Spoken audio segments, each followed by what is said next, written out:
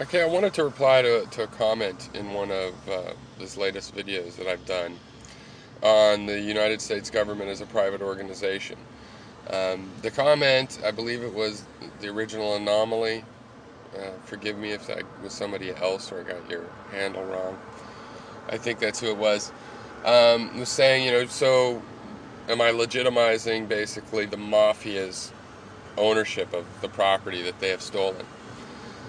And I think by making the U.S. government a private organization, I'm doing the opposite of legitimizing it, right? I'm robbing it of its public status, and that is supposed to be what legitimizes its use of violence.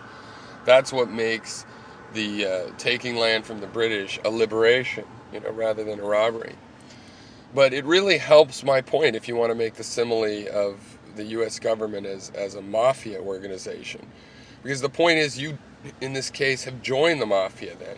You willingly, or your ancestors willingly joined the mafia and said, yeah, we'll share in the mafia system. And, the mafia is spread out, it's just taken over by force, this whole neighborhood of town, and you've ended up with one of the businesses that was stolen.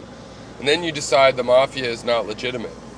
But you think that your ownership of that business is legitimate. Your ownership of the property that you helped steal as part of the mafia, you want to say that the mafia is not legitimate, but your deed, your ownership is legitimate. And it seems like, no, if you want to do the just thing when you're deciding the mafia is illegitimate, is you'd have to return that property to the rightful owners or heirs of it. You can't just say, I'm for stealing until I get the property I want, then I'm against stealing. That's not moral. That's not a moral argument. So the degree that you're making the simile, the point is that you've joined the mafia, that you've joined the United States government. If you decide what it's doing is wrong, you don't get to just hold on to the plunder and booty of taking part in this criminal organization and then get on your moral high horse and act like, no, you're against that sort of thing now that you have the property. Give that property back to its rightful owners and then start a new system of getting property legitimately.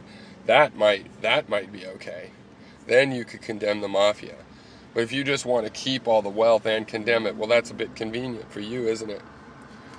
So, I'm not legitimizing the fact that governments have stolen land. I think that should stop.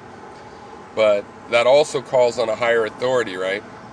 A moral right and wrong, which would mean that we have to go back and account for all the broken deals and get the property back in the hands of who it should be in. And I think that's a pretty clear example. So, what do you think of that? Now that I'm pointing out that, yeah, go ahead and make that simile. The point is that you signed the Constitution of the Mafia, and you took part in the system, you benefited, and if you want to stop that system, you can't just get on your moral high horse about how you have a legitimate claim to your property, because you don't. You got it through illegitimate means.